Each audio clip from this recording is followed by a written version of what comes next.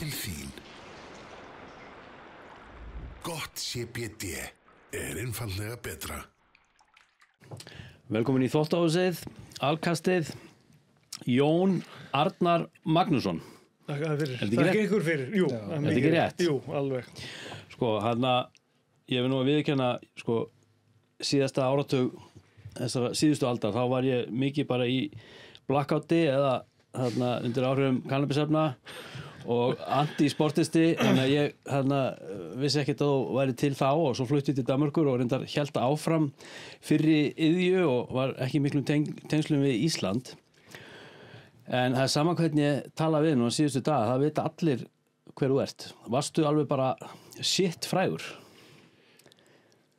Ég svona aðeins að stæra sjálfa mig, jú, þetta var alveg þannig, en það fór, maður gæti ekki farið út að fara að versla, nema að taka svona hálftíma og klukkutíma að skrifa eiginhandaráritanir í leiðinni. Bara út í búð? Bara út í búð, bara krakkarnir saman og ég hafði alltaf einhvern tímann ásett mér það að ef ég væri beðinn af einhverjum börnum eða svona unglingum krökkum eiginhandaráritanum að ég skildi alltaf sem sagt gefa, að því einhvern tímann var ég hérna niður á Laugardalsvelli og sá einhverja stjörnu og ég ætlaði að fá eiginhandaráritun. Maður ekki hvað íþrótta var og hann svona gekk bara framhjá. Fylg höfnum. Það var bara þannig ég hugsaði sko, þetta ætla ég aldrei láta að koma fyrir. Nei, þú ætlar ekki að framkalla trámað í Nei, ekki sérstaklega börnum. Ekki börnum og enda þegar hætti konan að fara með mér í búð, það var ekki hægt. Nei. Ég gat ekki farið að skemmta mér. Af hverju ekki? Það var bara alltaf komnir einhverjir sem sagt á trúnó. Þeir hefðu nú verið góður íþróttum en ekki alveg og svo komu svona aðeins eldri og sögðu svona að börnin sín væri nú að koma og ég sem bara, nei, ég er ekki að fara kannski á eitthvað skemmtist að bara til að sitja einhvers staðar með alveg munnin í eyrunum og segja einhverjar sögur á öðrum, þannig að við hætti bara. Já. En það skal nú tekið fram, sko, þú ert tugþrautakappi og ólympíufari, ólympíusigurvegari, Íslandsmeistari, Evrópumeistari, Norðurlandameistari. Eða svona eitthvað það við svo allavega. Ég meina íþróttamaður ársins. Já, tvisvar. Já. Og ég sá að sko hraðasta hlaupið þitt í 100 metrum, þetta sá ég í morgun var 50, sko, eða 0,58 sekúndubrótum lengur en heimsmeistarinn. Já, hann hefði á þeim tíma. En núna hefði hann sennilega verið að bolt verið komin í mark áður en maður var eiginlega lagður á stað. Það var svolítið svoleiðis. Jú, ég átti þetta nokkur og á enn, einhver Íslandsmet. Sem ég býð bara spenntur eftir að fari til þess að að einhver komi og taki þau. En hvernig stendur því? Ég meina þetta, eins og þetta 100 metra heimsmet, þetta er bara, er þetta ekki síðan 2009 eða eitthvað? Nei, það er bolt, já. Það komur á óvart nefnilega, sko. Nei, það er yngra, sko, þó sé ég ekki með tölur. Nei. Það er 2016-17. En ég meina, eru framfarirnar ekki, ég meina, eru menn bara að íta sér svona algjörlega to the limit, sko. Þetta er spurningum einhver sekundu brot, af hverju er þetta ekki rústa? Sko, þúsundust, en maður heldur alltaf að það sé komið bara, þetta verður ekki slegið. Svo bara kemur allt í einhver. Eins og til dæmis Usain Bolt, hann er 2 metrar, en hann hreyfirst jafn hratt og þessi sem eru 1,70. Þannig hann er bara alltaf með 20-30 cm lengra skref í hverju skrefi, en hann hleypur alveg hratt, þannig hann er bara farin. Eigum við eftir að sjá einhvern tímann í framtíðinni að einhver manneskja hlaupi 100 metrana bara undir 9 sekúndum eða eitthvað? Þetta er 50 ár. Það maður veit ekki. Það geti alveg komið einhver stór og svo bara einhver gormur sem gormast bara áfram. Maður heldur alltaf að þessi komið en svo kemur alltaf eitthvað nýtt í staði. Já, en ég meina, þú veist hvað, þeir ekki að hlaupa á hvað, svona 43-4 kílómetra hraða eitthvað svoleiðis? Jú. Það er bara, þú veist, þeir eru bara sektaðir í 30 götu, þeir mátt ekki æfa sig. Nei, nákvæmlega. Það er, menn ná alveg þessum hámoksa, þannig að þetta er eiginlega ótrúlegt. Þá getur bara prófað að keyra bílinn á 40 45 Ég meina, þú veist, maður okay. bara- Svo kemur alltaf í maður bara, Þú myndir bara taka fram úr þér. Já. Skoppast fram úr. Já, Eins ég og meina, Tom þú veist, Cruise bara. þarna hlaupabretti fari ekki, ég meina, hvað fara þau? Kannski 25. Já, í mestalagi. Já. Og 25 er sem sagt svona næstu því svo kannski svona uppbytunarhraði hjá maraþonhlauparunum núna.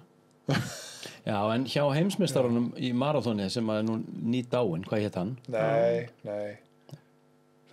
Já, jú, Þessi sem að lést í Já, bílsins það getur verið að hann hefði verið heimsmeistaran, hann er ekki þarna. Hann var með besta tíman. Já. Hann var svo sem var, þeir heldum myndi hlaupa niður fyrir þessar 2 klukkustundir. Já. Hann var sko, ég sá eitthvað myndband af því sko að meðalhraðan Jón var settur í hlaupabretti og svo voru hérna bara einhverju Navy Seal skaurar settir á brettið og þeir endust á brettinu bara í einhverja 3 mínútur. Já. Svo rúlluðu þau bara af dauðir sko. Já. Kári Steinn, hann tók svona uppbytunarhraða á 20 minnum, 19,5 með 20 og borðaði samloku í liðin. Vá. Já. Nei, en þeir eru að hlaupa þetta þá er það ekki á sko svona 22 km hraða. Jú, marathon er svona lengri, Já. ég held að sé svona meðalhraðin sé einhvers staðar í kringum þá. Já, ef þú nær 22 km hraða þá ertu komin undir 2 tímana. Já. Í meðalhraða. 21 kannski 21 þá að þetta er náttúrulega 42,2 kílómetrar sko, Já. þannig að þú ert svona 21. Hefur þú verið í þessu? Nei. Það er hérna sko mér varst, ég alveg hlaupið 10 kilometrar á alveg fínan tíma en 1500 var náttúrulega alltaf lengsta hlaupið og alveg skellulegt í tugþraut. Já, en það var bara hausinn, síðast, sko. er það Það er ekki? síðast. Já. Alveg, það var bara hérna, en það var bara alltaf hausinn á manni sem að stýrði því hvað maður hélt að maður yrði þreyttur. Hvað varstu lengi að hlaupa 1,5 km? Sko ég á 4,28 sem er bara fínt fyrir tugþrautamann.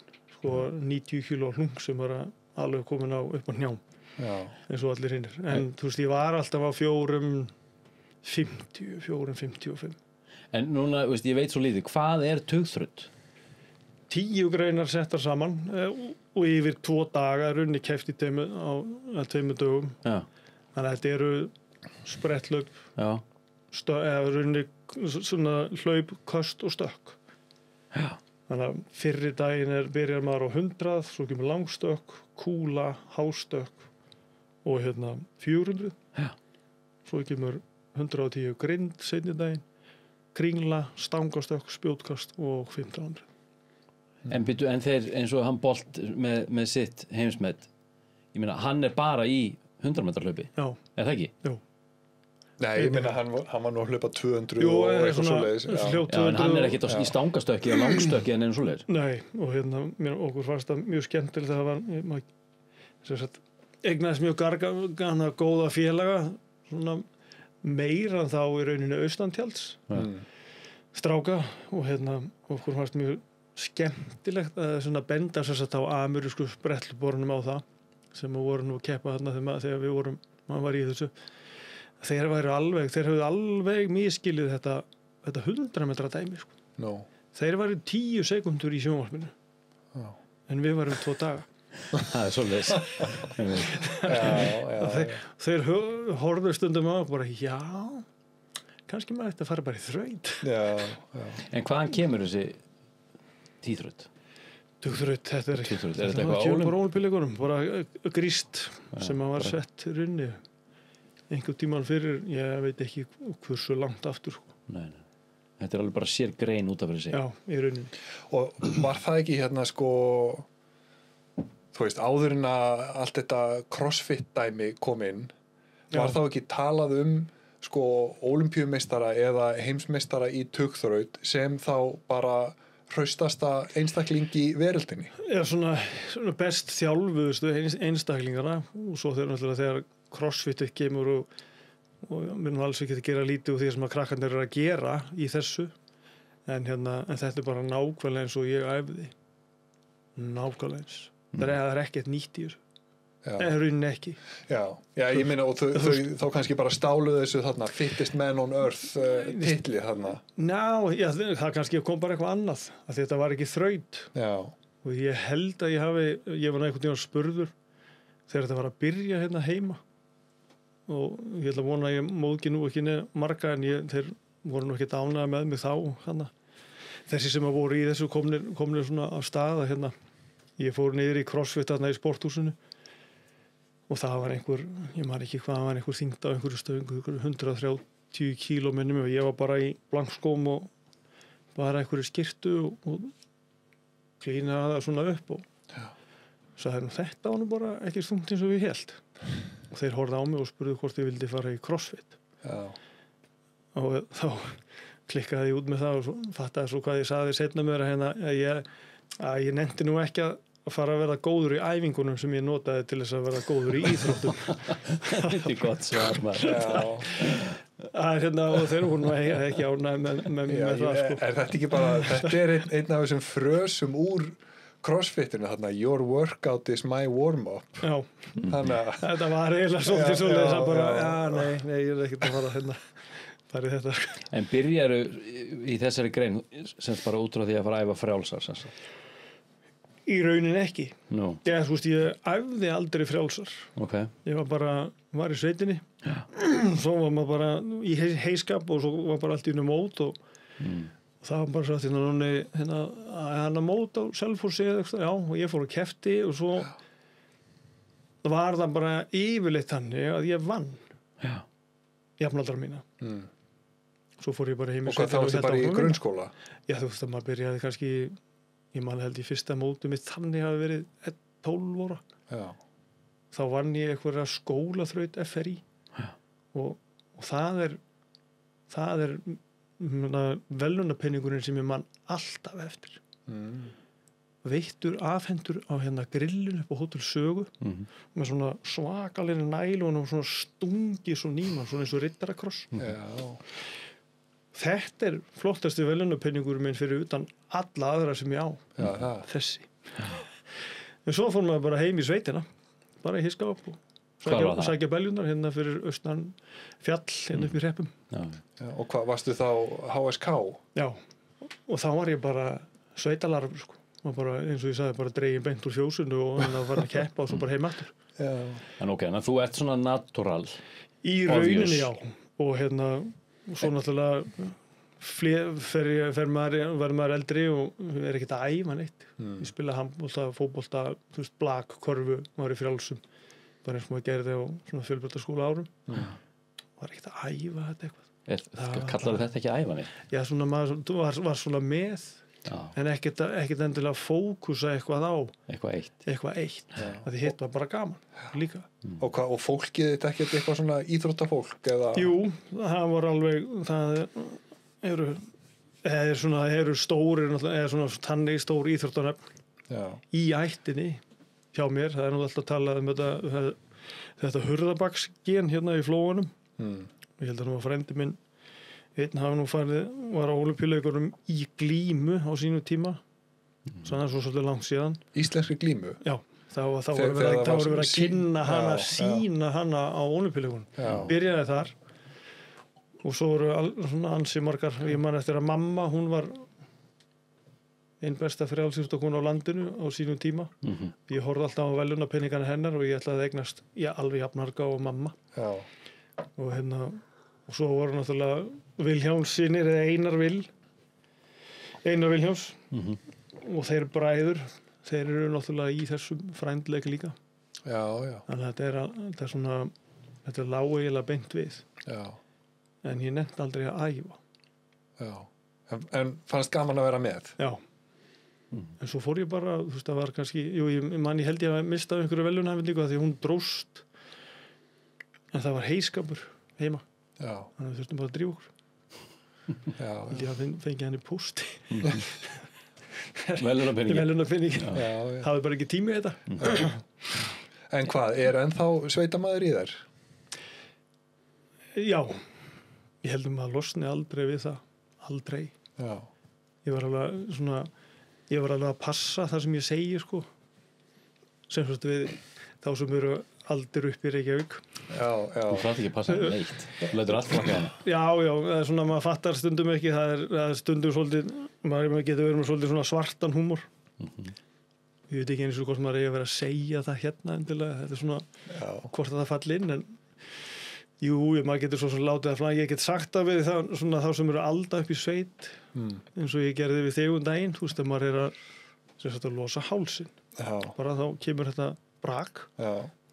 svona skemmtilegt brak, hátt og skýrt. Já. Og svo hef ég nú sagt við það að þetta sé nú alveg eins og þegar maður sé í heimaslótrun. Það sé búin að... Það er ekkert margir sem myndu þólega að vera það sem sagt við þá. Já. En á einhvern tímapunkti þá hlýtur nú að hafa innsettir að fara í tugþrautina sem... Í rauninni, sko, þá er ég nú það vel giftur að konan minn eiginlega tók mig bara í raskætt á mér og þegar ég var fluttur norður.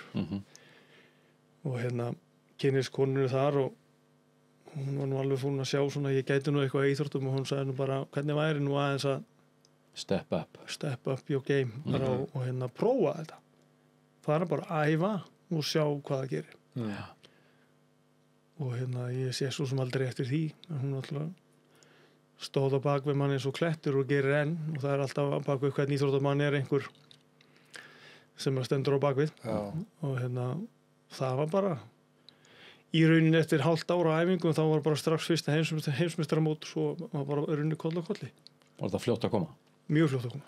Já, hvað, þú varst farin að keppa þá í tugþraut bara tvítugt, var það ekki? Nei, þannig er ég orðinn sko 26 ára. Nó. Já. Já.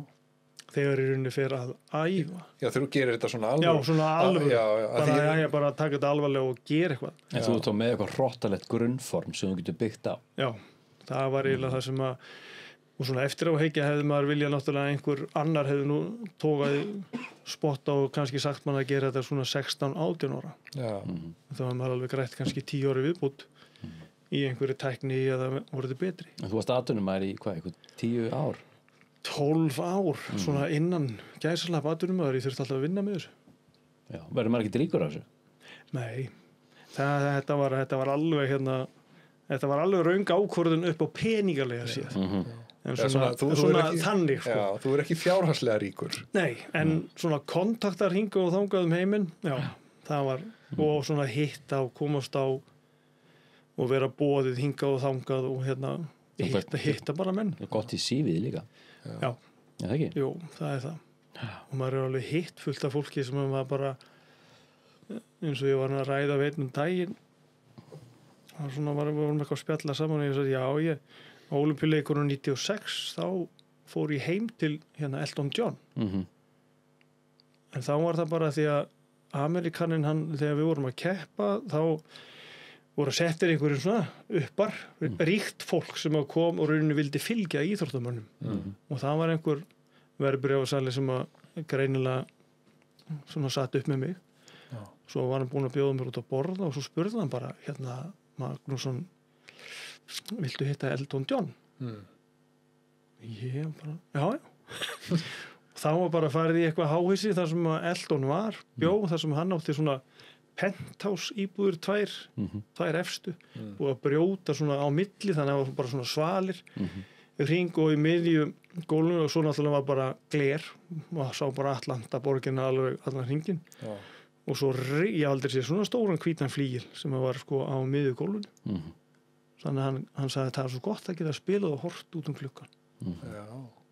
Já, þú hittir hann? Við hitt hann. Heima hjá honum? Heima hjá hann. Var hann næs? Það var mjög breskur. Mjög næs og náungi. Já. Og svo og svona hitti maður svo mikið af þessu í rauninni þessum frægu fólki. Þú hefur ekki fengið síman hjá hann? Nei, ég gerði það nú ekki. Ég fannst það nú ekkert vera merkilega en ég. Takka síma, þú er ekki með hann í símaskránni. Ég hef ekki sett hann í símaskránni. En herru, við fengum einu sinni vaxtarðarkonu í viðtal sem að talaði mjög opinskátt notkun og anabóluskum styrum. Já. Og hún fullyrti í þessu viðtali, hún sat í þessum stól að 90% ef ég mann rétt af öllum ólympíuförum væru að einhverju leiti að dælisstyrum. Já. Er þetta rétt? Það væri gaman að hitta hana. Ég allavega ekki í mínu tilfelli. Nei, það var ekki þannig. Nei, alls ekki. Ég setti mér það, eða svona alveg setti mér það heit strax en mér einhvern tímann dytti það í hug þá myndi ég hætta. Fannst þér þetta aldrei vera freistandi? Nei. En varstu var við þetta í þessum bransa? Jú, maður sá alveg stundum hurfu svona einhverjir mættu ekki á sko, innanhúsmótin svona vetri til upp á Já, þú veist, þeir mætti ekki heimsmeistarmóti eða Evrópumeistarmót innanhús og maður svona, hvar eru þeir núna og maður svona aðeins að reyna að spurja og maður svona, æfingabúðum svo komu þeir að vori alveg hellaðir alveg, með nokkur allt í einu kíló bara býttu hvað ertu svona stór núna það var svona eitthvað búið að aðeins fikta við eitthvað en það var eins og því miður það var svona eins og rússarnir eða svona austan blokkin og eins og maður sér með þessa skautastelpu sem það lendi í þessu núna að þetta var bara annarkvort tekur þetta að læknaráðu sem að bara rússneska sambandi sagði eða bara við fáum einhvern annan í staðinn fyrir þig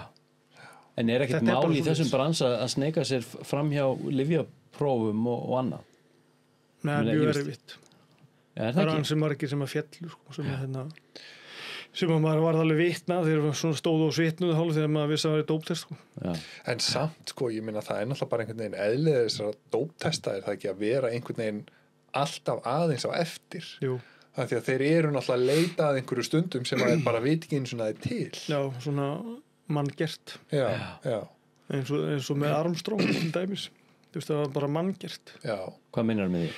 Það var bara manngerður steri eða manngert rauninni efni bara syntað syntað bara sem að jók getu þína súrefnisupptökuna En hvernig náðu þeir að mæla það þá? Nei, það gátu það ekki því að þetta hefði aldrei verið til þeir vissi ekkert hvað það var Svo bara heldur rannsóknir áfram og þá kom eitthvað í ljós og það er svona Það var mikill skandall Já, mjög og það maður hefur alveg séð það líka í Frjáls En það er nú sko, þú veist ef að maður googlar þig þá kemur þarna svona uppástunga people have also searched for og þá koma þarna þessir þarna Seberle og Erki Null og Thomas Dvorak og þessir, kumpanóðnir félagarnir ég meina þetta eru nú allt hérna gaurar austan eru svona það tjekkar og nú líka þannig að þetta voru svona bestu það var svona sterkasti hópurinn svo var hann Finn eða svona hvítrússi Finn í Hemalæn einmitt og svo Úkraínumaður Rússi núna sem ég veit ekkert hvað er núna við finnum hann ekki Lóbótin þannig að við höfum ekki séð hann eftir að Rússland fór í stríð við Úkraínu að því ég meina þetta var bara svona þú veist, gengið sem að var í sjónvarpinu þarna í öllum þessum mótum og þú veist voru þetta félagar eða alltaf félagar var það? Alltaf, það var eiginlega það sem að íþróttafólkið öfundaði okkur að því við vorum bara saman 12, 14, 16 tíma hvort daginn bara ofan í hvort öðru minni hvíldarherbyggi á mótum og ef eitthvað kom upp á þá var það kom aldrei fyrir þannig að væri eitthvað vesen, eitthvað bara vámaður, bara taskan mín kom ekki og gattaskótnir þeir bara og það var bara heyrðu hérna, hvaða númer notar Já, ég með þetta, getur fengið mína og það er svona langt á milli okkar í stökkröðinni bara þú stekkur fyrst, svo bara ferð úr og ég fer í það og svo stekki lánastangir, svona þetta var það sem menn mátur og svo mikið og var alltaf það var mann voru börðust á brautinni en svo voru bestu vinir á sem sagt svona fyrir utan Og hvað, er þetta svona eitthvað sérstakt fyrir þrautina eða?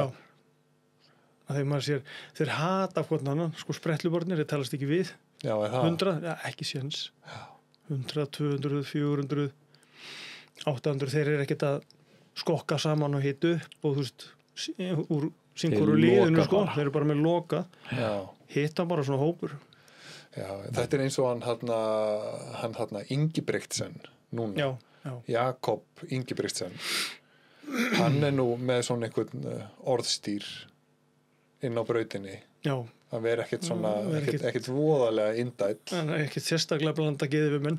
Nei, og hefur þá kannski freka verið bara svona eitthvað hálfpartinn að þarna reyna að niðurlægja andstæðinga og gera lítið úr þeim. Já, maður er svona hirt af því. Það er svona, þó maður ekki sé það, en svona hirt af því. Og það var svona eina þjóðin sem ég fann sem að þeir tóku þetta ekki þátt í að við vorum að fíblast eitthvað. Þú veist, atast í einhverju, eða var einhver stöður í miðri keppni og ákváma að gera eitthvað grín. Það voru Þjóðverjarnir. Þeir voru alveg kassar. Já. Það var ekkert að stíga út fyrir, sko. Nei. Það mátti ekki, sko. Ekki mikill húmor þar. Nei, það voru rosalega þungir, sko. Já. En þannig á hverju hættirðu? Ég var gamall. Já, það málið. Það var bara málið. Hvað var ég gamall? Ég hætti 2000 og... Þú verður 38. Ég hætti 2008. Já. Í rauninni. 39 ára gamall. Það var bara... Jú, kona sagði bara, ætlar ekki að eiga skrokkina þó í næstu 50-60 ár. Já. Og ég var alveg farin að finna það að ég þurfti bara að æfa meira og gera meira og hafa meira fyrir því. Ég sagði bara, já, þetta er bara árið ágætt. Bara að gera eitthvað annað.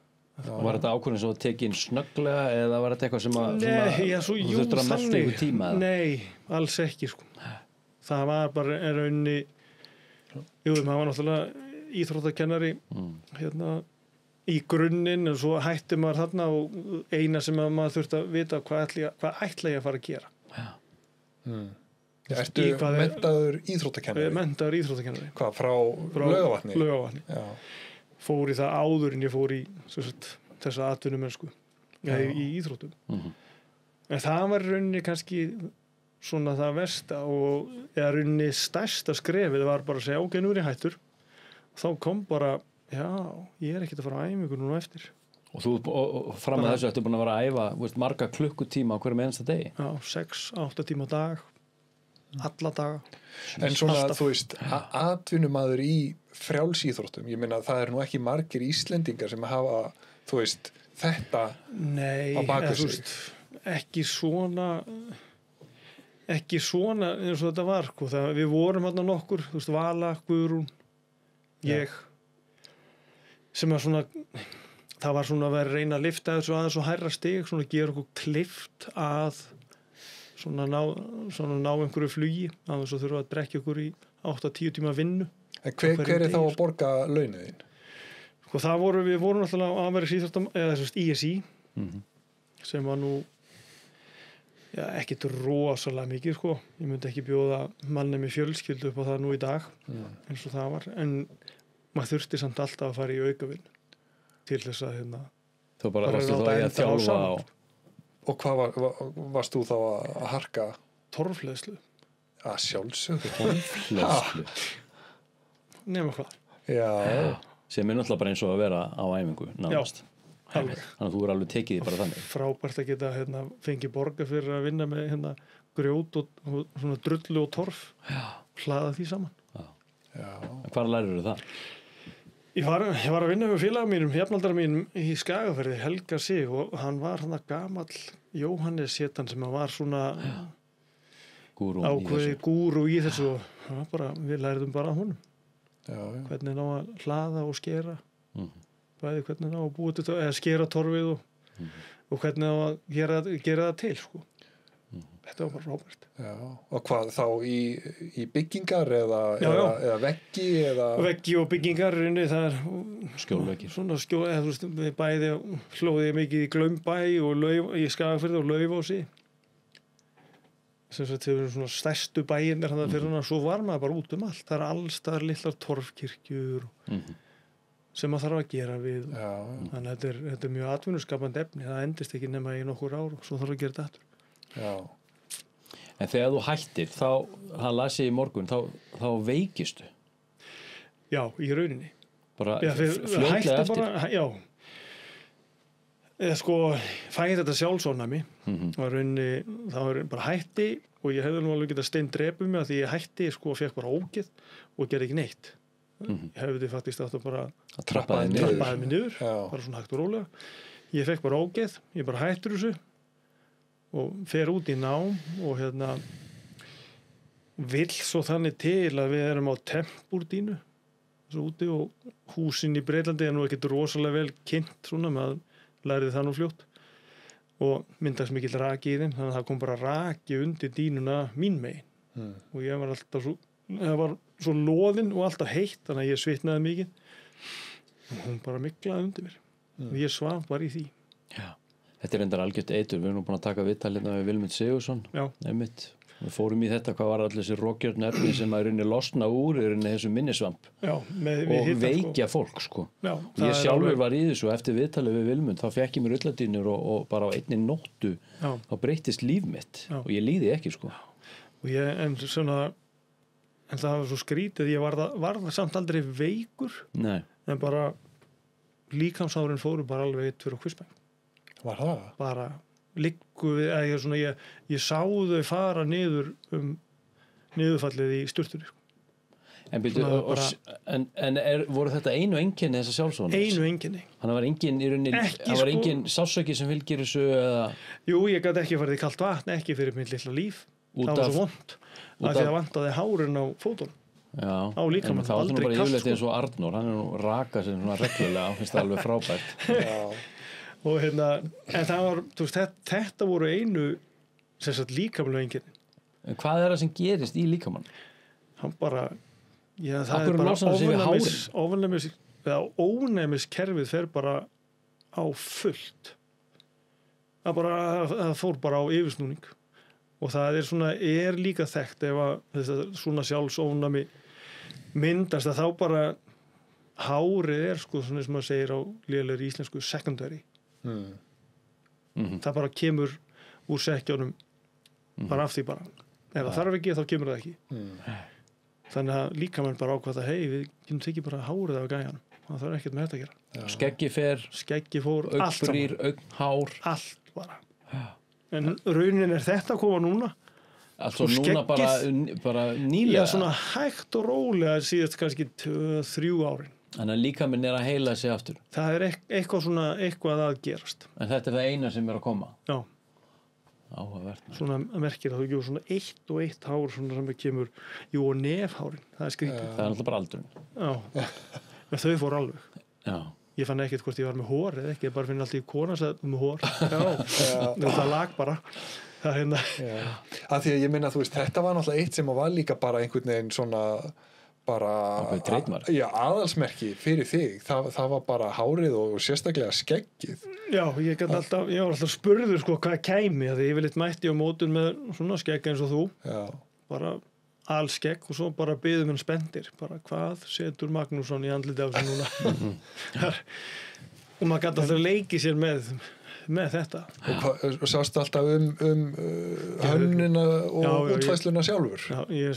Já, gerði þetta bara sjálfur og svo sá maður datt eitthvað í hug og eitthvað tímann sá ég myndina Possis ef þið munið eftir henni, svona kúrikamynd, vestramynd þá kom svona með svona gaffal hérna svona Lemmy, Motorhead það var þykkur þannig að þetta var allskis og svo það var veðmál eitthvað tímann að það á heimsmeistaramótum innan hús það má ekki vera með auglýsingar á búningum eða neitt er að vera hlutlausir og mátt ekki auglýsa ég rakaði mísunumerkið sem sagt í andliti á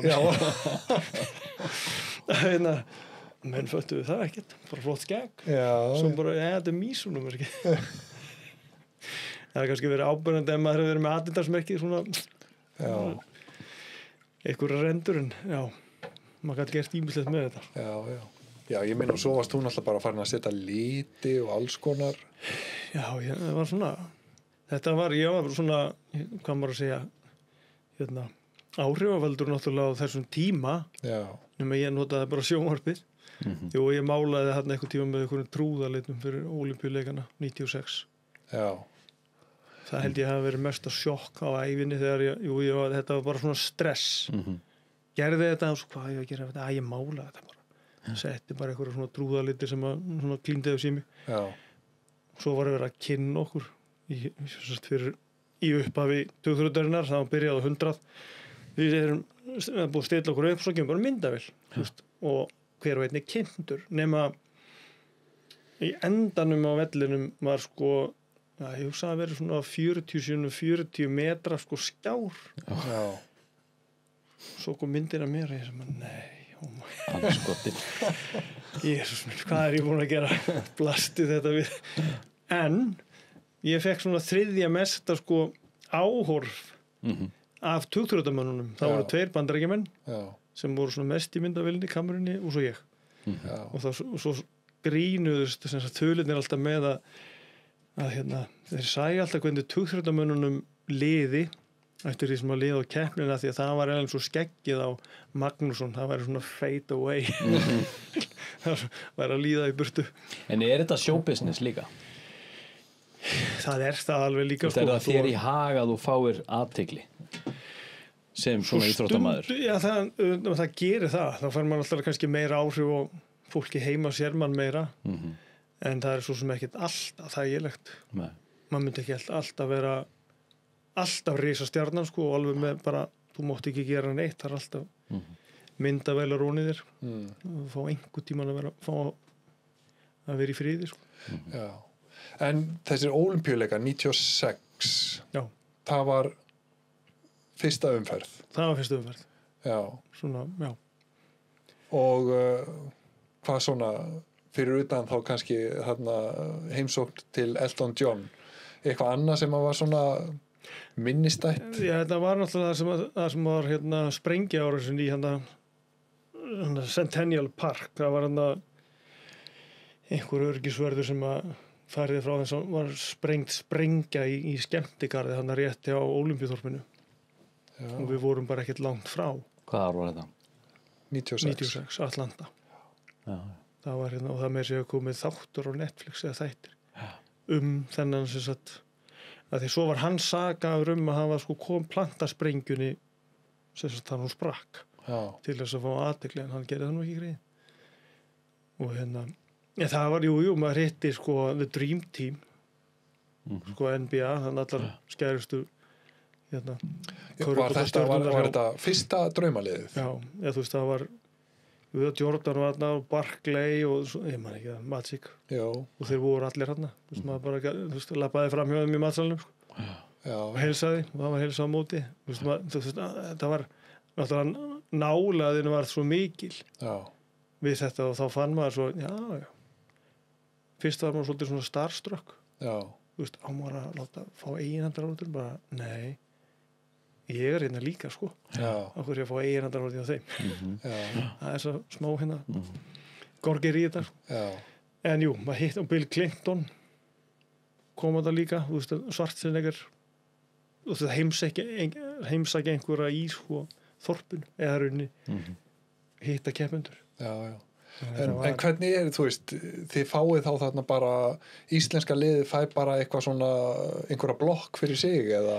Já, yfirleitt bara hús með nógu mörgum herbergjum og það bara hann að svo ertu bara í þorpinu og þú ert bara að hitta alla það að þú sérð alla sem eru eitthvað svona í rauninni hvaða íþrótt sem og það var Manu held að Manut Ból, hann kom hann líka, ég held að hann hafði nú ekki verið ég minnir að hann sé 2.32 eitthvað svoleiðis. Jesus. Og maður horfði bara í naflan á gæjan og þú ekki lágur sinn. Ekki að grínast. Það bara, maður bara tittur og sjá öll þessi kannski svona tröll, það var rússi, ég man ekki hvað hann heitir, hann var langbestur í ólympískri glímu. Þannig að þeir eru 2 og 2 saman alveg í grísk-rómversku glímu. Og hann bara svona monster. Risastór, 130-40 kíló. Alveg gullamanni, en maður bara, wow, hann sko að mæta þessum ekki. Einhvers staðar í myrkri. Já, hérna. En hvað, svo... Kírópraktor. Já. Mér langar að fara aðeins í það. Okay. Og ég svo með eina spurningu fyrir þig svona að við förum aðeins inn í þetta. Já, kannski fyrsta.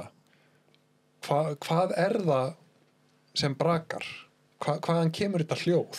Soghljóð í rauninni. sem þetta eins Þetta og bara- setir drullusokkun í vask og lyftur svona Já. svo losir sem sagt runni, loft, vatn þetta eru sem sagt bara gös þetta er bara liðvökvin sem er inn á milli liðana svo liðpoki utanum svo hann farið nú ekki út um allt svo kannski klessist liðurinn saman þá þrýstist vökvin sem sagt frá miðjunni og út í liðpokan og svo einmitt þegar maður brakar þá færir maður liðin og þá rauninni bara sogast vökvin aftur inn að miðju bara inn í miðjan liðin það er sókhljóði Þetta er ekki sérst bara eitthvað bein og bein hérna bara eitthvað það væri rosalega slæmt fyrir business held ég ef maður myndi gera það Já, ok Ég veit að það var bara hljóma þannig ein sko mæting á hverjum og einum en nei, þetta er bara rauninni lífgus og liðvökvi sem að sogast bara inn svona inn að miðju Já. En þá, þú veist, eins og þegar fólk er hérna að braka í puttunum á sér og svona Já. þú veist, sama, rauninni gerist bara sama sko, Já. eða það er það sama þú veist er þetta eitthvað óholt? Nei, það var maður sem ákvaði að gera rannsókn á þessu hann sem sagt hann brakaði alltaf í puttunum á sér öðrum megin aldrei hinum megin, tók mynd svo liður sko 10, 20 alveg 30 ár hann held ég að það var aldrei neitt munur Já. það er alltaf að segja að þú fáið slitgikt að þessu eða þú veist að svona að liðka og losa en það er ekki eina sem að fólki finnst kannski þegar menn gera þetta með hálsin það er svona óþægilegu kækur því mönnum bregður hálf við en það gerist ekkert það er bara að losa svona En einstaklingur sem að getur bara ekki látið braka í líkamannum á sér er hann bara annarkost í sjúklega góðu formi eða hann er bara megastífur Já. er það ekki? Jú, það er eiginlega meira svoleiðis Jú, maður getur kannski ekki brakað á öllum stöðum en mjög, stundum er bara ekkert mjög auðvelt að rauninni losa svoleiðis einstaklingar sko. En þá eru menn orðið svo óbúslega stífur sko, það er allt Já. og maður virkar bara ekki þannig þess vegna mæli ég alveg eindreiði með sko styrði strákar á skeiðinu þú varst að tala um jóka styrði strákar, það er alveg Já. En ég meina styrri strákar er náttúrulega teygjur ég meina er það að ná að losa upp svona á þennan hátt sem að gyropraktorar að gera? Nei, það er alltaf rauninni við svona utan að koma til afl sem að það er mjög oft ná menn að losa þegar þú veist að snúa upp á því einhvað sem er laust en ekki alveg þennan sem að kannski þyrfti að losa eða hreyfa til og þá þarf maður bara einhvern utan að koma til afl einhvern sem að veit hvað hann er að gera og eins og við tökum alltaf myndir af því sem við erum að gera náttúrulega þá getum við bara bent á það er þessi og þá fer ég bara í þennan engan annan og hreyfi hann En svona öfgakend dæmi, nú sá ég einu sinni held ég örugglega bara á samfélagsmiðlum þetta er eitthvað svona gamalt myndband örugglega tekið í Kína ekstar það kemur strákur inn, sem sagt sjúklingur og hann er bara með hann er með krippu alveg bara, rosalega krippu og það er hann einhver læknir og hann var smá stund að þessu hann er örugglega verið 5 mínútur eða eitthvað, þetta var bara upptakað sem ég horfði á að hann náði að jugga þessa krippu algjörlega úr honum og nú er ég að spyrja hennar því kona mín, hún hittir hennar einnig hún er sjúklega hot en hún er með svona hryggskekkju og þetta er orðið svona þetta er orðið svona svo kúla svona á bakinu á henni svona bungar það út öðrum megin bungar út öðrum megin og ég var að segja við henni á henni ég hef svo miklar ágjur að því þegar hún var eldri að hún verður bara eitthvað svona kripplingur bara eins og hringjarinn í Notre Dame bara eitthvað og þá datt mér allt í einu hug því ég var að horfa á myndbandi í morgun sem sagt viðtal við þig þar sem að þú ert með einhverja fréttakonu sem að mjöðminn á henni hafi farið einhvern veginn úr place eftir mögulega bassburð eða fæðingu eða eitthvað og þú tókst hana bara eitthvað á smeltir henni på plass bara eins og ekkert væri gæti þú tekið konuna mína og bara rétt úr henni og sett hann á sér stað nú verður bara hot alveg áfram það er það fer í rauninni allt eftir í hvurslags rauninni þessi hryggskekkja er að því að ef að beinin eru rauninni aflöguð ekki svona svo legokubbar sem maður getur svona tekið einfalda útlistingu sem maður hleður upp að það svo hans oft í hryggskekkjunu að 1 eða 2 hryggjarlegir verða svona eins og fleygar. Já, með tíman. Já, og þá stýra þeir bara sko Restinni. hvert þú ert að fara. En þú getur örugglega alltaf unnið jafnt og þétt á afleiðingunum. Já, maður getur alltaf Afleiðingum losað þess. rétt inn en það laga maður aldrei. Svoleiðis. Nei. En með því að rétta og losa og laga þá Reglulega. þetta reglulega gefa æfingar, þú veist, sem að vega þá á móti, þú ert stífur öðru megin en langur hinum megin, sko. Að það tekur alveg, maður sér alveg markverða muni, það tekur alveg 1, 2, 3 ár hægt og rólega. Þannig að ég má senda hana til þín. Alveg. Geggjað. Af því maður getur tekið mynd og ef það er ekki sem sagt, beinin eru ekki þannig maður bara, næ, ég ræði ekki við þetta. Þá bara, ok. Er það oft þannig? Ansi oft. Já, það málið. Þá eru bara beinin, þau hafa bara vaxist þannig að þau eru orðin aflöguð. Já. Og því miður þá getur maður ekki pumpað í það aftur þannig Nei, en það hlýtur að hrinda af stað einhver ákveðnir keðjuverkun, en að það getur lagað. Já, maður getur unni með það. Og getur unni með það, en þú getur ekki í rauninni breytt forminu á... Nei. Það gerist ekki einu sinni með tímanum. Nei, alls ekki. Sko. Bara beinið er bara orðið svona. En með æfingum einmitt til þess að vega á móti þessari spennu, já, þá hlýtur að geta unni með það líka sjálfur. Já. Áhugavert. Alveg klárlega. En hvað, þarna lærðiru kýrópraktor út í Englandi? Já. Og hvað tekur það langa tíma? 5 ár fór ég held ég myndi drepa sko þegar ég fór í, það var ég gamall, ég er 2006 fer ég í nám. Já. 37 ára gamall. Já. Ég hugsaði sko bara dreftu mig. Af hverju? Ég hafði verið í skóla síðan sko 21 árs. Já, bara sitja, hlusta á fyrirlestra. Já, alltaf á ensku, eitthvað svona, svona flókna ensku og ég var með hausverk í 3 ár sko. Já.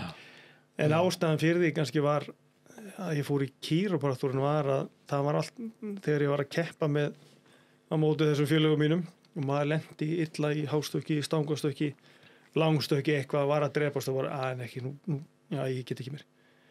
Þá var alltaf sko einhver hjá þeir voru alltaf með kýrópraktor með sér ég hef sama hvaða þjóða var og þá var bara góðu, hérna, láta hann lúsa þetta.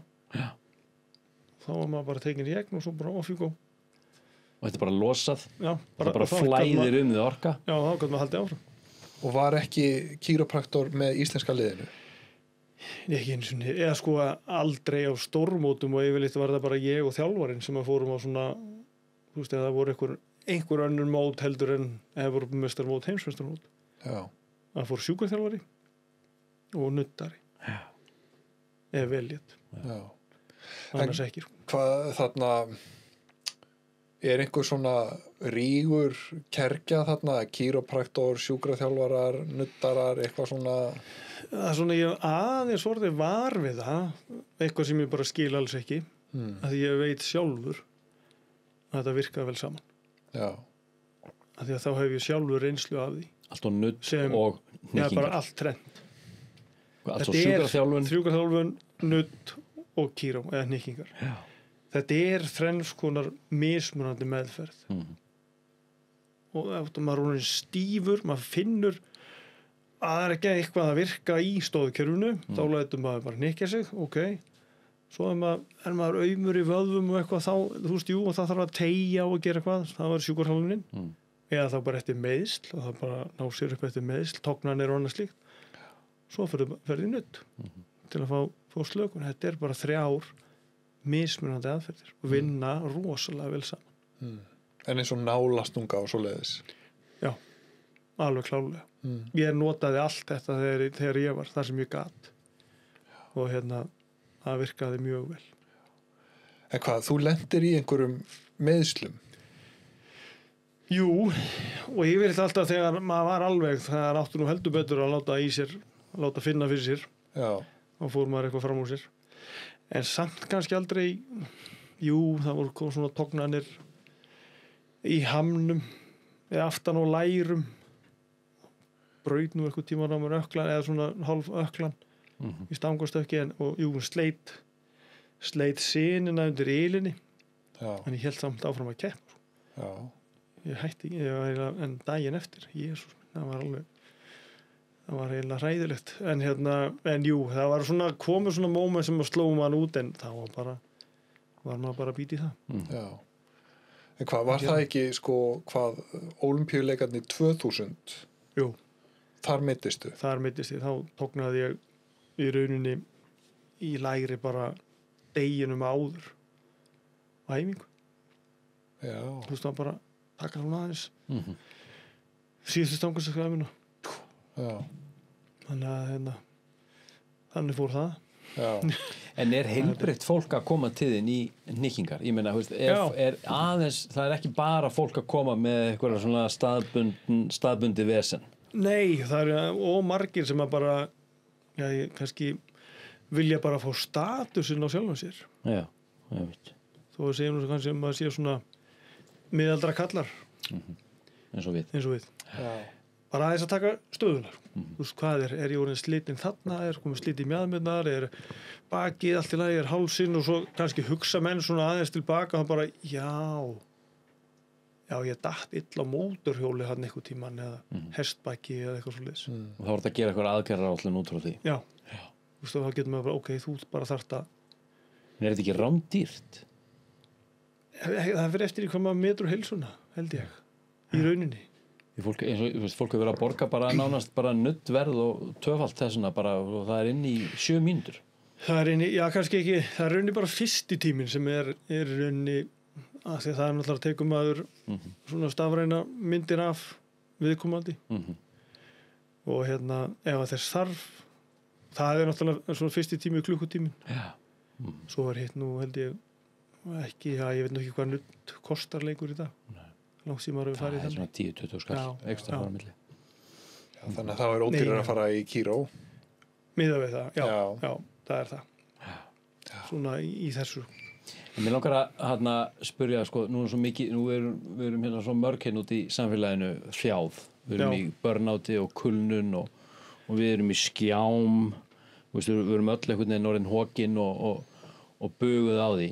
Ég meina, hangir þetta ekki saman, með því að rétta líkamann af, getum við ekki notað það líka til þess að ná bara andlegri heilsu? Jú, það er rauninni, það er nú svona, eins og nú snuðu sagt í þessum fræðum að kýrópraktík, hún læknar ekkert. Nei.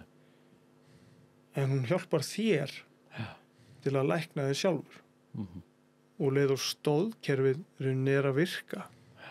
Maður situr ekki allir hér og einhvern veginn krumpaða saman og hreyfa sig og gera ekki neitt. Og leið og stóðkerfið fer að virka, þá fer bara allt innra kerfið að virka líka.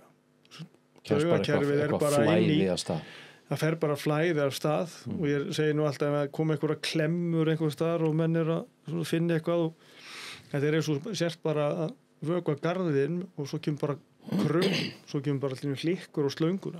Og þú nærði ekkert að vökva garðinn alveg út í horn. Þá fer hann að visna þar. Það er bara að losa þetta til þess að fá fullt flæði í slöngunar til þess að geta vökva. En er þetta, hvað segir maður, svona lögvenduð starfstétt? Já. Ég er með sama yfirmann og allir læknar. Já. Og sjúkurþjálfarar, landlækni. Já, þannig að ég get ekki farið út og byrjað að kalla mig kýrópraktor og braggaði fólki. Nei, hún fengir fljótlega bátt fyrir. Já. En jú, við erum bara með sama yfirmann, landlæknir. Sem að þetta var tekið inn í sem eitt af eins og þannig hvort kýrópraktík eða sjúkraþjálfun. Sem að rauninni læknar eru þá bara, þó við séum ekki inn í sjúkratryggingum, en þá vísa þeir, en þeim finnst þeim svo bara að þarf ekkert að skera þetta eða sprauta, láttu bara liðka þið til og losum þetta. En getur þú eitthvað sagt þessa algengu og bara virðist vera bara krónísku mjóbaksverki og þó sérstaklega hjá miðaldra karlmenn? Já. Hvað er í gangi? Það er ágætt að spyrja þetta, því að það er svo mikill munur á konum og körlum. Já. Við söfnum allir spennu í mjóbakið, næstu alhæfing, en konurnar í háls og axlir Já. bara einhverjum skrýtnum hlut en maður eiginlega búin að sjá að eiginlega allir kallar sem að eru slæmir í mjóbakinu eitthvað, það að því þeir eru bara orðnir svo stirðir Vissnir.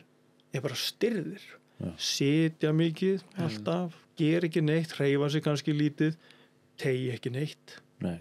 og þeir eru einn af sterkastu vöðunum í líkamannum beigja vöðum mjaðma sem við notum bara alltaf til að ganga Ertu að tala um sóasvöðum til dæmis, þú veist, ef maður situr allan daginn svona þá bara styttist hann svo stendur maður upp og styrður og stífur en gerir samt ekkert í því Því mér varst sjúkla það var alltaf ákveðin hluti af bakinu sem bara í einhverju spennu það bara sóasinn alltaf að toga Já, og svo tósar hann í aðra áttina hann þannig að þú stendur frá speil og þú ert alveg orðinn skakkur sko þá er hann bara hann bara tósar í hináttina og svo fer þetta í meltinguna og þetta setur mann alveg í klessu ég var að díla við þetta í bara 20 ár þangað til að einhver kendi mig mjög einfalda tegju bara sófategju þar sem ég fór að tegja í rauninni á þessum vöðum og þá kemst ég að því þetta var í rauninni ekki mjóbaksvesen heldur þetta bara stirðir vöðar á okkur allt öðrum stað en af hverju verkja manni þá í mjóbakið? Því hann í rauninni taugakerfi getur ekki gert greinamun á Þetta er tengingin. Já, bara hvað er hvað allt í ég er með nýrnaverk en þú fær mjóbaksverk en þú getur ekki sagt þetta er vinstra nýrað þetta er milda núna allt í nú það kemur bara verkur gallblöðra, þá færður svakalega magaverk bara, eða jafnvel í bakið bara vont en það líkaminn getur ekki sagt þetta hefur það gallblaðra niður hérna sem er núna og það er alveg sem er sóas eða þarna í rauninu á þessu svæði hann tókar þarna í það er fullt af viðkvæmum struktúrum sem eru þarna, taugendar og annað þeir náttúrulega bara láta vita bakið það er ekkert sem að sagt félagi sóa sinna stífur en þannig að þetta er í rauninni bara lífstílsvesen allt svo bara hvernig við sitjum og skortur og hreyfingu og tegi og annað en svo hef ég líka heyrt að þetta sé svona tilfinningalegs eðlis og tengt streitu. Já, það erum við. Þangar setjum við okkar. Alveg við enn og aftur. Hvað meinar með því? Setjum við okkar? Kallar streitu, tilfinningar, það fyrir allt í mjóbakið okkur. Það fyrir ekkert í axlinn, það er svona hérna upp í. Það fer bara hérna aftur í og hérna í. Þetta er alveg ótrúlega magnað. Og er þetta, en hvað er það sem gerist? Er það að skilja það sko? Er þetta einhverju streituhormónar sem sitja í vöðum eða? Nei, þetta er bara einhver lenska sem er í hjá okkur. Já, bara einhver rafspennu, strauma það væri geggjað ef maður gæti fundið lausnina þá væri maður bara gæti maður ítt á það einhver staðar hjá þeim en þetta er bara munurinn á kynjum. Já. Hvernig við bregðumst við sko en er þetta eitthvað sem vísindin skilja sko? Í rauninni held ég að þetta sé ekkert sko vísindalega sannað en bara það sem maður er búin að sjá í gegnum rauninni starfi hjá mér núna að verða sko 14 ár það er alveg sko það er bara næst í 96-7% tilfella er þetta bara þetta kortleggja munur bara eitthvað stress hjá þeirri gangi þú slæmur núna í bakinu maður getur fengið kannski skjólstæðing sem er búin að vera hjá maður kannski svona af og á lengi kemur bara þegar hún hendar svo komur menn alveg að drepast og maður spyr býtu slís eða eitthvað nei, bara svona smá í gangi í fjölskyldunni eitthvað svo leiðis í vinnunni eða eitthvað þá bara kemur það og þetta hlýtur að tengjast líka meldingu gerir það fyrir allt í það fyrir allt í herpist allt saman sko En nú vorum við með viðmælanda hérna í stólnum sem að er nuddari og hélt í fram að hann hefði náð að nudda sjálfan sig heilbrigðan. Getur þú brakað sjálfan þig ef það er eitthvað að þér? Nei, næði því ekki sko. Nei. Í rauninni ekki. Þetta er alltaf ég þarf utan að komandi í rauninni til að mann er ekki hálsinum og mann er ekki kannski alveg mjöðumónum eða mjóbakinu ekki eins og maður myndi vilja að það væri gert maður getur kannski látið braka einhver staðar en það vantar alltaf þetta ákveðina hvað maður að segja impúls eða svona þessa snertingu til þess að láta braka sko. Ertu með uppáhaldsbrak? sem að mér finnst svona skemmtileg það sko hálsinn náttúrulega alltaf skemmtilegast altså í hjá sjálfum þér eða að gera við aðra sko, gera við aðra sko, þetta náttúrulega alltaf svona þetta svolítið skemmtilegt sko sjúklega óþægilegt sko. Sko ég man eftir einhver tíman að þarna sko fyrsta skipti sem að ég fór í eitthvað svona nudd og nálastungu þá var ég að æfa júdó og lenti mjög illa á hausnum og alveg bara festist í hálsinum og þá var mér bent á að fara þarna einhvers staðar upp í Hamraborg það voru einhverjir Kínverjar þar og með alveg svona þú veist mjög áhugaverða stofu sem að sko þú veist það var bara í orðsins fyllstu það var vaðið yfir mann þeir bara þú veist þeir gengu á manni tröðkuðu mann niður og sko stungu mann nálum tengdu þar við rafmagn og settu þér beislið á þig Ertu að meina hálsinn? Já, einmitt og það var einmitt málið Eftir því sem það hefur ekki verið einhverjum BDSM-klúbb einhver dýblisa upp í Hamraborg Nákvæmlega og síðan einmitt settuðu bara einhverju svona tusku hálsinn á mann og svo eitthvað bara svona og svo bara já, heyrðu þetta bara virkaði Ég með sömu upplifun af þeim og þú. Já, það? Þú varst þarna líka? Já, mér fannst alltaf á skrítið þegar ég labbaði inn, þú var ábyggilega tekið eftir þessu sjálfa. Hvað þessar slár að gera hérna í loftinu? Já, nákvæmlega. 2 slár. Og til þess að halda í? Nei, það var bara þegar annar gæinn var komin upp á borð, upp á nuddtorfið, þá hélt hann sér sko. Svo hann gæti spint í mann. Einmitt. Við liðum þetta af. Já, og þetta bara En ertu að lenda eitt tímann í því er fólk, karlmenn eða kvenfólk að kemur inn fast og þjáð og þú nærði einhverju losun og þau hvað ég að segja gráta eða kemur eitthvað svona bara tilfinningaflæði sem bara eitthvað vellur út og það alveg að lendi því Já. Og maður lendir alveg í ýmsu en ég held að það er svona þá hugsaði ég sko nú er ég á réttri það var stelpa sem lendir í slæmu rauninni hestaslýsi og lamast bara fyrir neðan háls eða rauninni fyrir neðan mitt en hún var samt eiginlega hún var svona heldur skellur á steinvegg misti hestin og hún skellur á steinvegg og það fór allt og hún var bara eiginlega hálf lömuð og var bara í hjólastól það var einhver sem ákvað það að prófa eitthvað nýtt og kemur með hana og ég tek myndir af henni og hún var búin að fara í myndatöku og mænan var heil þannig að hún var ekki sundur þannig að hún var ekki svoleiðis lömuð þetta var bara eitthvað annað í gangi og ég tek myndir af henni En hún var búin að vera í hjólastól? Var í hjólastól og búin að vera það lengi? Það voru einhverjir mánuður 2-3 mánuður sem hún var bara alveg off og ég man að ég tók af henni myndir svona sem ég gat náð bara í henni sítandi í hjólastólum og ég sagði bara ég byrja bara á hálsunum og hann var svo skakkur ég hafði eiginlega sjaldan séð hann aðeins þannig ég byrjaði þar hægt og rólega bara að vinna það að losum hálsin hreyfa við þessum sem að voru svona skakkir eftir 6 vikur svona hægt og rólega þá kom hún inn á hækjum og svo bara hélt þetta svona áfram ég bara ákvað það ég meðhöndla hana bara 2-3 viku þegar hún getur og það endaði með því á 2 mánuðum þá kom hún labbandi inn án hækna og þá hugsaði maður bara en kemur hún ekki meir en annað en kemur hún tíðin þarna rúllandi inn á hjólastólnum út sko með beiðni frá lækni hún kemur þarna inn í rauninni þetta er eitthvað örvæntingar úrræði hjá þeim í rauninni aðstandendum og sjúkling þannig að heilbrigðiskerfið í rauninni var ekki að bjóða upp á þetta nei, hún var komin á Reykjalund það er náttúrulega galið og var svona pínu að fara á svig við sem sagt yfirvöld þar hvað finnst þér um það?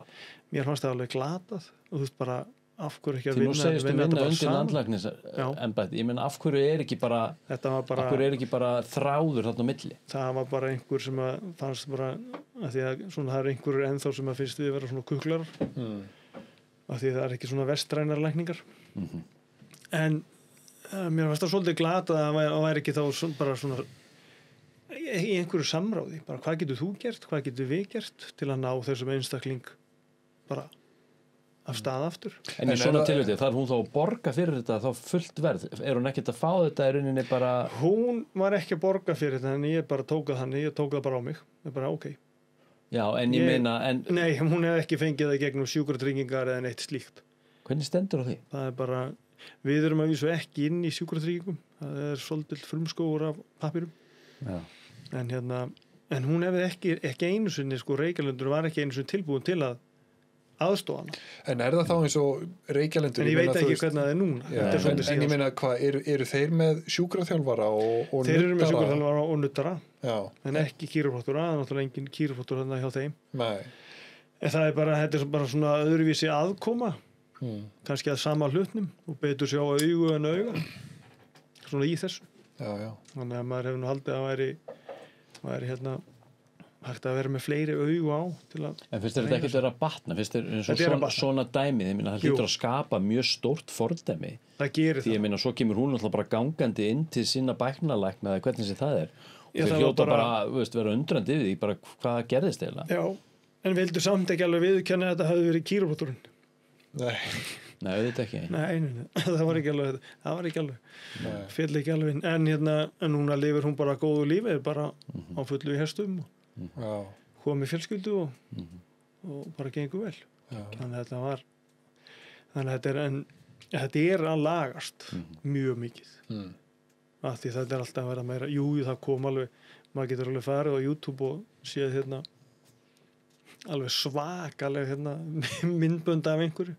Já. Ég veit ekki hvort ég sýndi þér af gæjanum með hamarinn og meitilinn. Nei, hann er svakalegur. Ég hugsa bara, má þetta? Hvað er hann er sennilega Kazakstan eða eitthvað.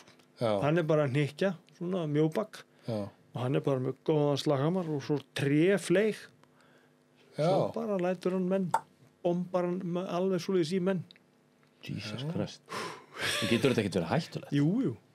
Já, hann hefur farið í annan skóla en þú? Já, alveg, þetta var einhver smíðaskóli. Já. Ok, en þarna í dag, ertu að æfa eitthvað í dag? Heyrðu, já, ég verður að passa með að vera ekki feitur. Já. Það er manni þá ekki bara að skila, sko, bara heim í... Er ekki gott að vera feitur? Það er ekkert auðvelt. Nei, fyrir stoðkerfið. Nei, og bara fyrir lífið kannski svona eftir 70 áttrætt. Nei, einmitt. Já. Svona maður hugsa á, ef maður myndi lenda þá á einhver staðar í innlögn fyrir sjúkraleið og annað að vera með, það er erfitt. Það fólk er undir gríðarlegu álagi. Já. En við erum bara svo löt spendýr, við erum náttúrulega latasta spendýr sko í heimi, alveg, en þú veist, næstu því getum við sagt sko að letidýri sé sko sprækara heldur en við stundum. En við erum ekki gerð sko til kyrrsetu. Nei. Við eigum að hreyfa okkur. Já. Og hvernig hreyfir þú þig í dag? Ég hjóla, þóttist nú vera búin að hlaupa fyrir lífstíð eftir allt þetta sprikl. Já. Hjóla mikið og svo lyfti ég. Já. Þannig að runni... Hvernig hjólreiðar er þetta stunda? Bara í og úr vinnuna. Já. Það er runni, ég er með eitthvað 25 kilometra á dag, svoleiðis. Já. Svo ef mann bara fíla sér vel og gott veður, þá hjóla maður bara lengra, fer fyrir af stað og hjóla lengur. Já. Og Og gerir það allan á sig sving? Já. Aldrei meira gaman þegar er snarvittlust við skafrinningu, bylur, þú ert með skíðaglerun, þú eiginlega fíkur sko tilbaka þegar þú ert að hjóla, það er ekki gaman. Þetta var rafmagnshjóli eða? Ekki að þó. Ég ætla að nýta aflið þá til. Ef maður fer að þrjóta afl, þá fer maður bara í rafmagnshjóli. Já.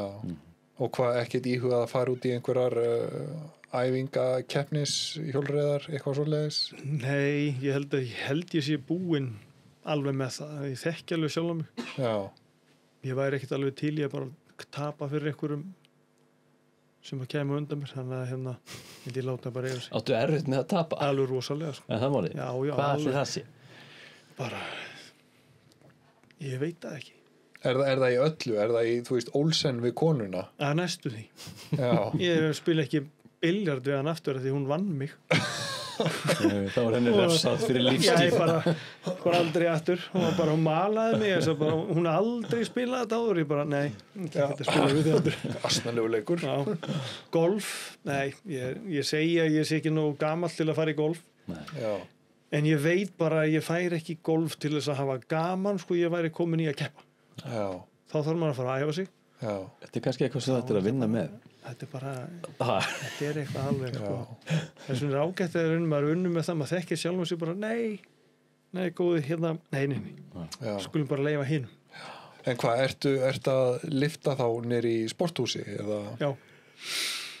Og ekki farið crossfit megin en þá? Nei, ég er búin að finna minn hóp af liftingafélugum Já.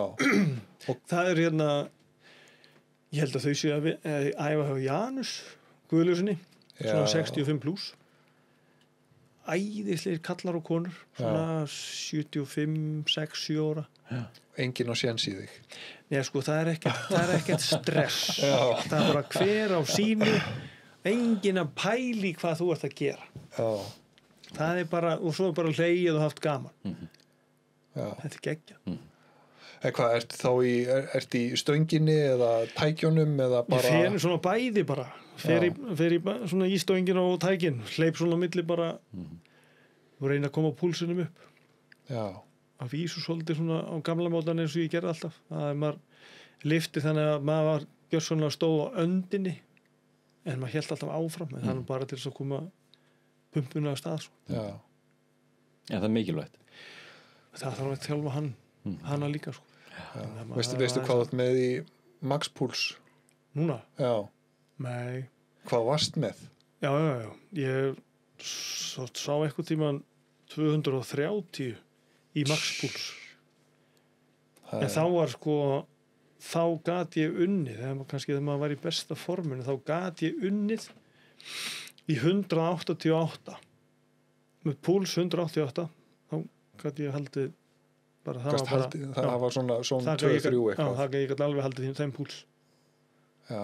Þannig að þetta var náttúrulega bara geðvikið sko. Já, og hvað, þetta er kannski þá fyrir tíma þessara VO2 max mælinga og allt það? Nei. Fórst í svoleiðis? Já. Manstu tölurna þínar þar? Í VO, ég held ég að VO2 max hafa verið með 91 sem var mælt og hérna svo fór ég mjólkusýrutest og það var bara ég pressaði mig svolítið vel áfram ég fór hæst upp í 19,2 millimóla mjólkusýru þá var ég orðinn svo súr að ég vissi ekkert hvort ég átti að standa að liggja, ganga eða gráta eða eitthvað sko.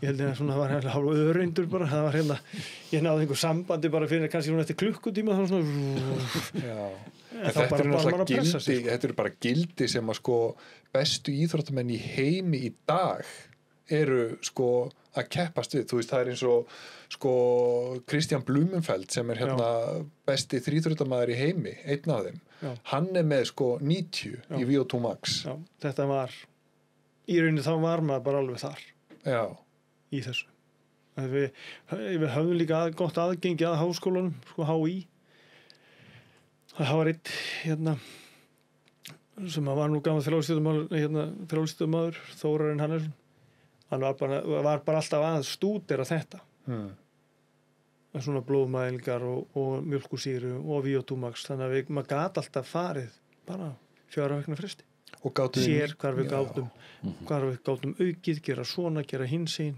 þannig að við gerðum þetta svona að því maður höfðum aðgang að því svona eins vísindarlegt og hægt var og voruð að nýta ykkur þetta þá svona já og þá gott maður alveg séð bara milli ára bara,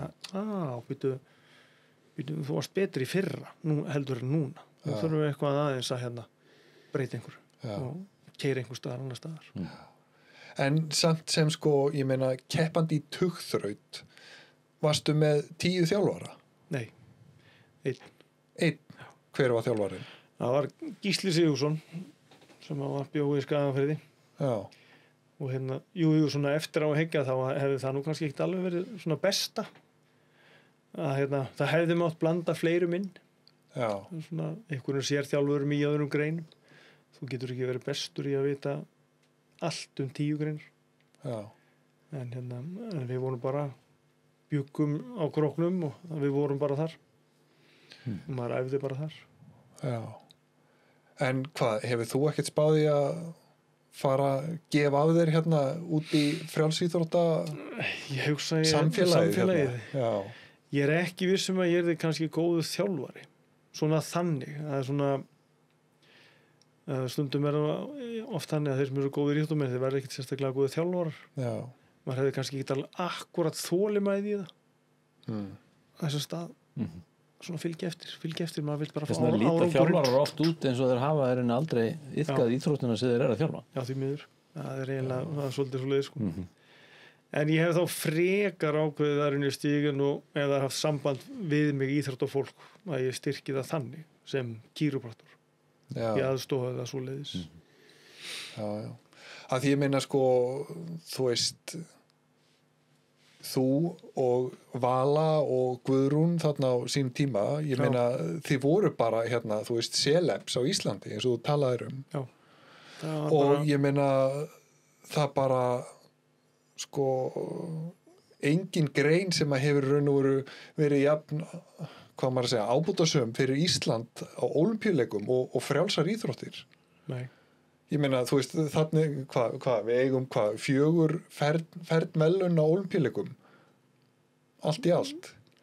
Og það Já, það Bjarni og Vala og strákandir og Vilhjálmur. og Vilhjálmur. Já. Þannig að, þú veist, helmingurinn kemur Helmingurinn eru frjálsum. Já. Já. Og ég meina, þú veist, með ykkur þarna á sínum tíma og ég meina og sérstaklega með þig þar sem að þú varst alveg hérna svona bara mjög áberandi og svona, þú veist, skemmtilegur í fjölmiðlum og fólk hafði bara áhuga og fylgdist með að þarna hvernig einhvern veginn stendur á því að sko frjálsar íþróttir eru ekki merkilegri eða svona gert hærrundir höfði á Íslandi í dag. Þetta er svona ég held að mér fannst nú bara mér er gott að það voru það var bara annar strákurum minn, einn af 3 sagði nú bara, ég var einmitt að ræða svona, þeir voru í frjálsum náttúrulega allir og svo fór þeir bara í sína menntun og eru þar og ég sagði, hvernig er svona stemmingin núna í íþróttinni og þeir svo bara nennir enginn að æfa sem sagt að því þú færði ekkert út úr því og þetta er orðið of erfitt þetta er orðið sko of erfitt það er enginn að æfa þraut allavega ekki sem er komin á mitt level af því það er bara of erfitt. Hvað eru orðin svona löt eða er keppnin orðin þyngri? Nei, keppnin er bara alveg hún er léttari ef eitthvað er núna. Er þetta út í því Ég var uppi á mjög óhippilegum tíma. Það voru svona alltaf 10-12 gæjar sko, sem voru alltaf að bítast hver gæti unnið. Er þetta út af því að allir eru flutti bara á malbyggið? Ég veit ekki, þú maður ætla ekki að vera að segja eitthvað en það er eins og sé sko, við náttúrulega megum ekki fara að vinna fyrir, við erum hvað, leikum við 18. Já. Þú mátt ekki gera neitt. Má ekki gera neitt svona til aðeins til þess að verða svona meira töff. Herða svona upp í fólki sko. Já, má ekki móka neitt eða íta þeim í óþægilegar aðstæður. Nei, það má ekki íta sko, það má og en jú, svo er náttúrulega innanum mjög góðir en þetta er einhvern veginn já, það er einhvern veginn svona ákefðin í að æfa er bara ekkert eins mikil og eins og segir sko, já, ég fæ enga peninga út úr því að vera í einhverjum frjálsum bara, hvað er það? Það fyrir eitthvað handbolti eða fótbolti miklu meiri peninga þar en eins og ég segi, eins og sagði hérna í upphafi það er raunin þessi sambönd sem þú farið og reynslan bara og allt þetta fólk út í heimi þú veist, maður getur sagt svo margar einhverjar svona sögur sem að maður kannski pældi ekkert í þegar maður var akkurat í mómentinu en þá fattar maður, já, þetta er ok það er svona þó maður sé getur nú sterkt sjálf að segja af einhverju því sem maður lendi í eða var fyrir, maður lendi svo sem ekki í svo það var þýskur læknir sem að hann greip ástfóstri við tugþrjótamenn hann að doktor Jónsi og hann er sá sem að skar Herdísi Sigurbergs skipt hæl á henni og hásinn þannig hún gæti haldið áfram að spila handbolta og ég var hjá honum eða hann var svona einhvern veginn og vildi fá okkur í heimsókn og einhvern tíma þá flög ég til Stuttgart þangað og hann tekur á móti mér og það er eitthvað kall með honum ég vissi ekki hver þetta var svo spyr hann bara Jón hefur einhvern tímann keyrt Porsche ég náttúrulega alveg bara nei, ekki að heima sko nei, ok og þá var bara byggt upp í Porsche verksmiðju í Stuttgart þá var þetta sem sagt forstjórinn sem var satt frammi með honum svo var bara keyrt inn á plan og þá bara you choose þú mátt bara velja bílinn sem mátt hafa hann þessa 10 daga sem verðst ok og þá bara bara keyrður 0 ég ætla bara að fá þennan það er eitthvað nú kraftmikið og eitthvað svona og svo var í rauninni svona annað moment þá vorum við að keppa í Frakklandi og þar kemur kallinn og það er einhver með honum og við erum að keppa og þessi viðkomandi læknin skipar honum hinga og þangað út allt hann á að sækja vatn fyrir þennan og láttu þennan hafa borða og ávexti þarna fyrir okkur og þessi maður var bara á fullu spanni bara þjóna okkur að skipun læknisins svo einhvern tíma fór ég hann og spurði bara Jónsef, hver er þetta? Hvaðan grófstu þennan mann? Já, við komum bara á einkaflugvélinni hans frá Stuttgart og já, þú veist ábyggilega hvað hann eftirnafn Gröe sem við föttum bara Gróe hann á Gróe þá var þetta bara eigandi Gróe samstæðunar í Stuttgart og hún fannst bara geggjað að geta verið í þessu það vissi enginn hver hann var hann var bara einhver nobody og hún fannst það æði skottast mig að vera í kringum íþróttafólk og bara gat bara verið hann sjálfur að því að vissi enginn hver það var og það var enginn að trufla og hún fannst það geggjað merkilegt það var svona fullt af geggjað skemmtilegum atburðum en þarna þú talaðir fyrsta medaljan og það uppáhaldsmedaljan en einhver önnur svona, átt þetta allt ennþá?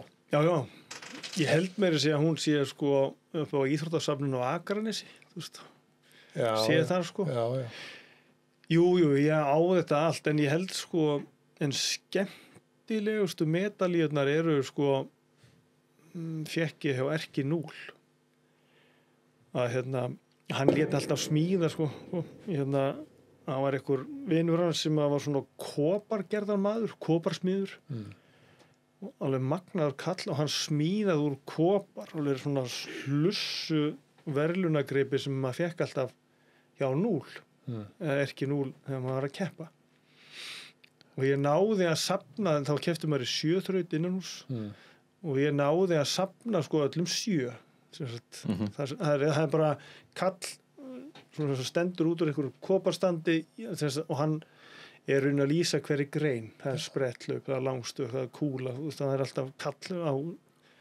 á plötunum þannig að ég náði þessu safni sko.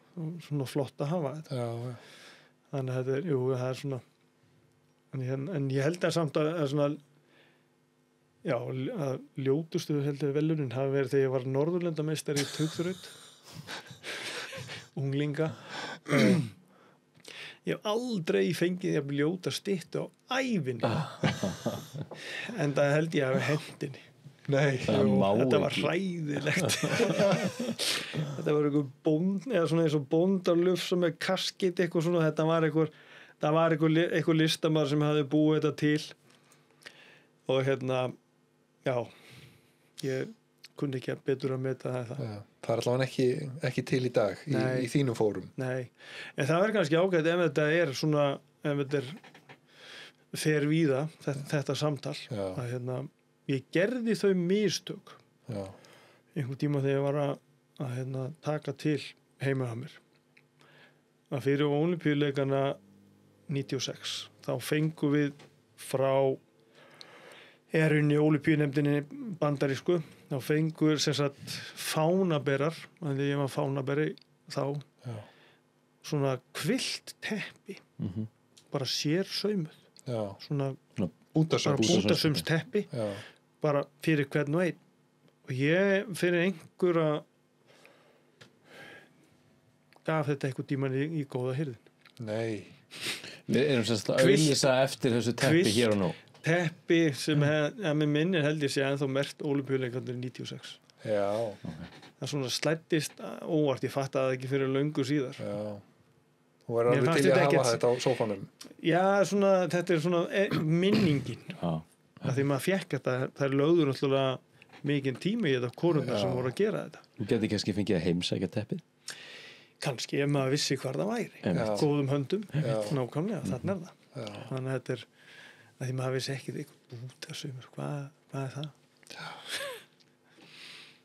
Gekkja, það er búið að vera gaman að hlusta á þeim maður. Já, þakkaði fyrir, þetta er bara það er ágætt að geta sagt eitthvað já, og þó svo að hérna, þú er nú haldið áfram að hérna maður geti þó kannski verið minn sem 2000 manns að því að kynnslóðu núna mann bara eftir sköllóttakallinum í Allir geta dansa Það er svoleiðis. já, já, hann að sköllóttakallir í Allir geta dansa já, já, Það var semst þú. já. Þannig að svo er það spurningin. Hvort að verður allt í lagi? Heldurðu það? það verður allir Þá veitum við það. Gekkja. Þannig að takk fyrir að koma til okkar. Heyrðu, takk hérlega sömulegis